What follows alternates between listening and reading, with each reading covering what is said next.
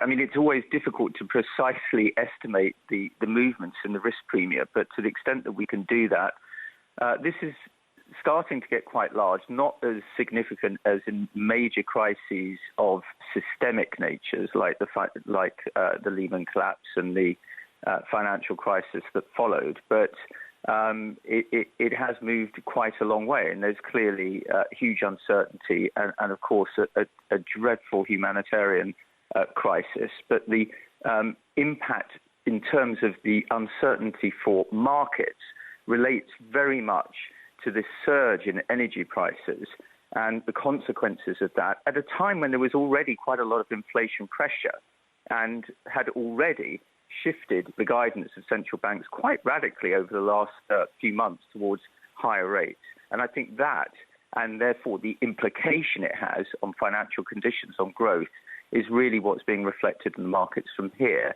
And in terms of uncertainty and the risk premium, of course, it could go somewhat further. Peter, I was just looking at some of your predictions too around the implications of every spike of $10 a barrel on oil and what that does to growth and also inflation. Just give us a sense as we talk about central bank action too. Could central banks make a policy mistake if we continue to see rising energy prices and they still move ahead with rate hikes? Yes, well, I think the problem, of course, that central banks have is that while previously they were looking at raising rates from record low levels into a period of strong growth, they're now looking at needing to do this at a time when growth could be slowing and uncertainty is rising. And the financial conditioned implications of this are greater because obviously risk assets like equities are part of financial conditions. So to the extent that they're weakening as a result of uncertainties and weaker growth, but you're getting higher rates anyway, the implications would be a lot greater. But we should say that, of course, real rates are still very negative. Interest rates are starting from record low levels. So I think that the priority will be to continue to gradually raise interest rates, particularly in the US, which is less affected directly from the energy price surges.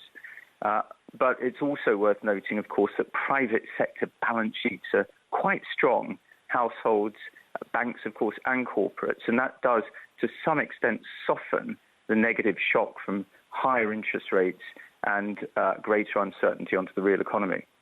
Peter, away from the obvious humanitarian crisis and the whys and wherefores of what Russia is undertaking here, there will be those who are just looking at what they perhaps wanted to own now at lower prices on international markets. You have something that you call the risk appetite indicator. What is it showing you at the moment about the appetite to buy even as these markets fall?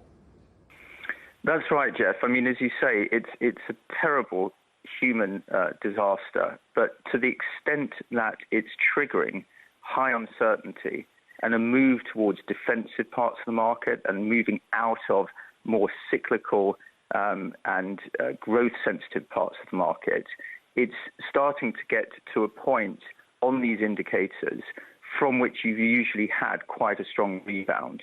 The particular indicator that you mentioned, our risk appetite indicator, is looking at more than 20 different pairs of risk versus less risky assets across different asset classes. It's looking at different risk premia. And from the levels it's now reached, you've typically had very positive asymmetry over a 3 to 6 month period, around 90% of the time. So I think the market in that sense is getting a bit oversold.